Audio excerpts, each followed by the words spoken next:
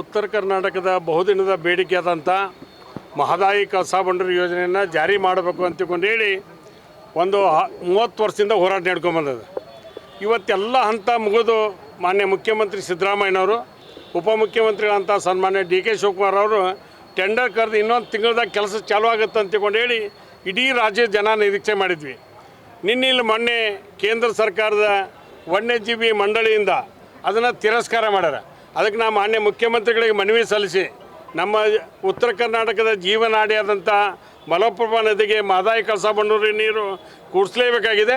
ಅದಕ್ಕೆ ಕೇಂದ್ರ ಸರ್ಕಾರದ ಮೇಲೆ ಒತ್ತಡ ತರಲಿಕ್ಕೆ ಕೂಡಲೇ ಸರ್ವಪಕ್ಷದ ಸಭೆ, ಆ ಭಾಗದ ಶಾಸಕರ ಸಭೆ ಕರಿಬೇಕಂತಕೊಂಡು ಹೇಳಿ ಇವತ್ತು ಮನವಿಯನ್ನು ಕೊಟ್ಟಿದ್ದೇನೆ. ಅದಕ್ಕೆ ಮಾನ್ಯ ಮುಖ್ಯಮಂತ್ರಿಗಳು ನಾವು ಶೀಘ್ರವಾಗಿ ಇದ್ರ ಬಗ್ಗೆ ವಿಚಾರ ಮಾಡಿ ಸಭೆಯನ್ನು ಕರಿತೀವಿ ಅನ್ನೋಂಥ ಮಾತನ್ನು ಹೇಳ್ಯಾರ. ಅದಕ್ಕೆ ನಮಗೆ ಹೇಳ್ತಕ್ಕಂಥದ್ದು, ಚುನಾವಣೆ ಪೂರ್ವದಲ್ಲಿ BJP ಅವರು ಸಾಕಷ್ಟು ಭಾಷಣ ಮಾಡಿದ್ರು, ಮಹದಾಯಿ ನಾವು ಮಾಡೇ ತೀರ್ತೀವಿ ಅಂತಿದ್ರು. ಇವತ್ತು ಯಾಕೆ ನೀವು ಮರೆತ್ರಿ? ಅದಕ್ಕೆ ನಾನು ವಿಶೇಷವಾಗಿ ನಮ್ಮ ಭಾಗದ ಸಂಸದರಂಥ ಮತ್ತು ಕೇಂದ್ರ ಸಚಿವರಂಥ ಪ್ರಹ್ಲಾದ್ ಜೋಶಿ ಸಾಹೇಬರಿಗೆ, ನಮ್ಮ ಇಡೀ ಉತ್ತರ ಕರ್ನಾಟಕದ 4 ಜಿಲ್ಲೆ 13 ತಾಲೂಕಿನ ಜನರ ಪರವಾಗಿ ಮನವಿ ಮಾಡ್ತೇನೆ. ಈ ಯೋಜನೆಯನ್ನು ಜಾರಿ ಮಾಡಬೇಕು ಅನ್ನುವಂಥ ಒತ್ತಾಯವನ್ನು ಒತ್ತಾಯವನ್ನು ಮಾಡಿ ಕೇಂದ್ರ ಸರ್ಕಾರದಿಂದ ಅನುಮತಿ ಕೊಡಿಸ್ಬೇಕು, ಆ ಕಾಮಗಾರಿ ಪ್ರಾರಂಭ ಮಾಡಬೇಕು ಅನ್ನುವಂಥ ಒತ್ತಾಯಕ್ಕೆ ಮನವಿಯನ್ನು ಕೊಡಲಾಗಿದೆ. ಗ್ಯಾರಂಟಿ ನ್ಯೂಸ್, ಸುದ್ದಿ ಖಚಿತ, ನ್ಯಾಯ ನಿಶ್ಚಿತ.